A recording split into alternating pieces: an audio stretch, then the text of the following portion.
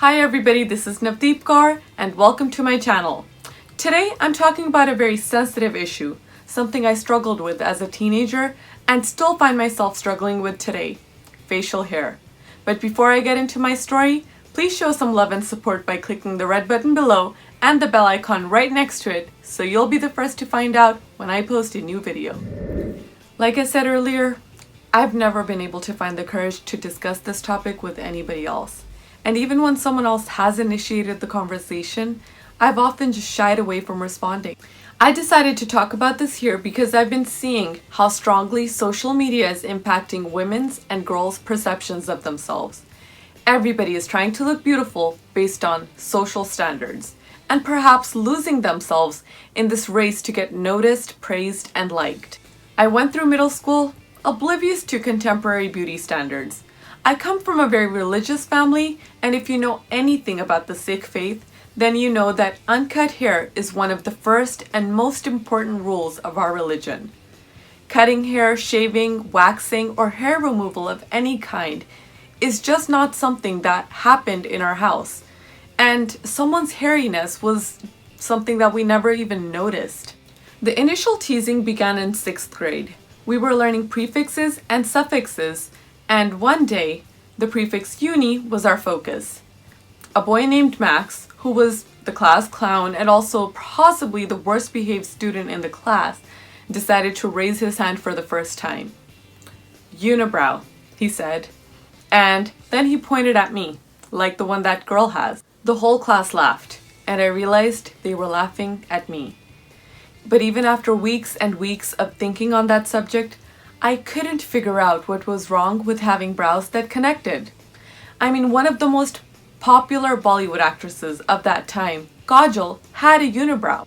But from that day, everybody began to notice my eyebrows. In 7th and 8th grade, several girls took it upon themselves to help me become pretty by offering to pluck my brows. They all said the same things.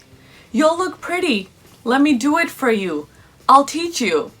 I stood in front of the mirror so many times trying to imagine my brows getting disconnected, but I just couldn't see how I would look pretty without the shape that I'd had for my whole life. I personally actually liked the delicate V shape that I have between my brows. By 10th or 11th grade, I actually got my first chin hair. By this time, I had already started wearing my dastar and had decided to make my religion a part of my identity. I took Amrit, the Sikh initiation ceremony, in 10th grade, and for me that meant that every single hair on my body belonged to my guru and was a sacred part of me. So I accepted the hair on my chin. But I was in high school and there was peer pressure. I had a very close friend who always commented on my chin hair. She offered to pluck it for me. She even offered to take me to her aunt for threading so I could get rid of it. She always told me, "Navdeep, nobody's gonna marry you if you have a beard." And I understand that most of the girls who offered to help me take care of my facial hair were probably coming from a place of good intentions. They were trying to help me in the same way that other women in their lives had probably helped them. But even though I ignored these comments for the most part, they did create insecurities that I had a hard time figuring out. When my friend made that comment about nobody wanting to marry me in the future, I told her that I wouldn't want to marry someone who couldn't look beyond physical beauty. And I told her that a good Sikh man wouldn't have any issues with my facial hair. But online and all around me, I was constantly hearing stories about girls with facial hair not getting married or being rejected by Sikh men. I began to notice some Sikh women around me who shaved or bleached their facial hair. Some of them were married and some of them were not. And that really set it in stone for me, that being a girl with facial hair would make it even harder for me to get married. When I got out of college, my job search was also a little harder because I wanted to be in a customer-facing position. And many companies practice silent discrimination in this matter. So I got a lot of rejections because most companies want someone good-looking to be the face of their company. In graduate school, we were reading Frida Kahlo's biography, and a woman in my class commented in a very disgusted tone, "I can't believe that woman never heard of tweezers. I just want to rip all that hair off her face." I was sitting next to that woman, and I was disgusted and shocked to see someone could be so cruel to a woman who has been revered in history for her unconventional beauty. When it came time for marriage, I felt strongly about not removing my facial hair for anyone. When my husband and I were still in the getting to know each other phase, I had to gather up all my courage and tell him, listen, I have facial hair and I don't plan on removing it. If you have a problem with that, then please let me know now. I guess I got lucky in that my husband has been understanding and accepting in every way I had hoped for. But I wasn't so lucky with other people in my life.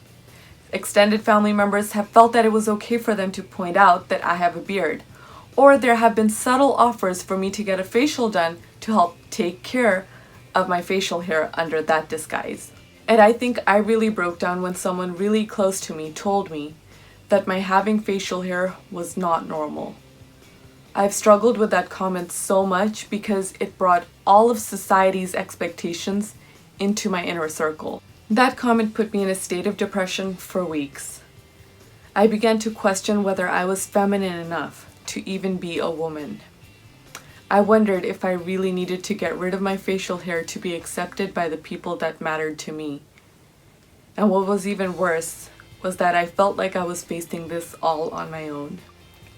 I didn't feel comfortable talking to my husband or other family members about it because I feared that someone would tell me again that facial hair on women wasn't normal. I've spent so much time researching methods for facial hair removal and seriously considering those options. But no matter how many times I go through that thought process, I just can't bring myself to make that decision.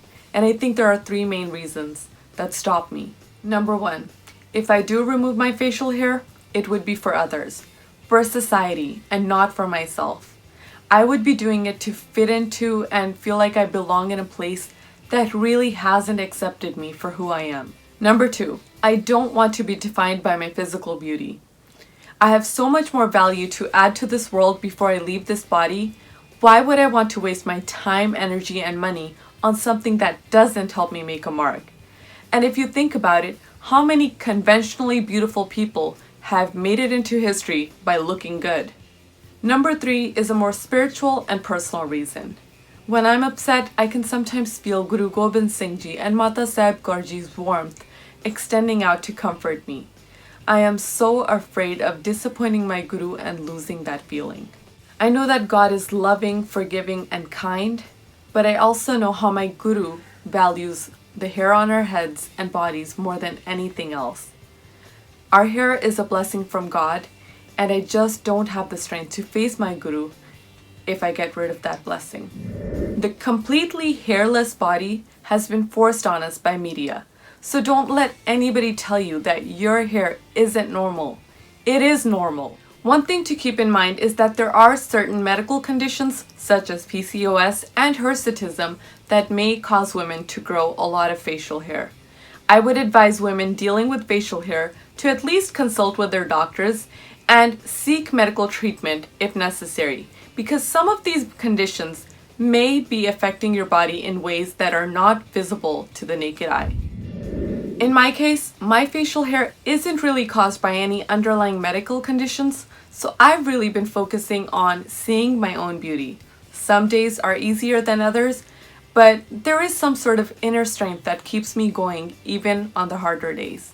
I want to tell women who are self-conscious of their facial hair to do what your conscience is okay with and work on seeing the beauty beyond your skin. You have so much to offer this world. Don't let superficial expectations hold you back. And remember, those who can't see your inner beauty aren't really worthy of your time and attention anyways. And if you know a woman with facial hair, please remember that nobody is more aware of the hair on her face than she is. You don't need to point it out. So please leave them alone, or if you can, help them feel beautiful in their own body. I really hope you found this video helpful and inspirational. If you know someone who is struggling, then share this video to send out some positive vibes regarding a very sensitive topic. Please give me a thumbs up if you like this video and click the red subscribe button if you haven't already. Thanks for watching. Until next time.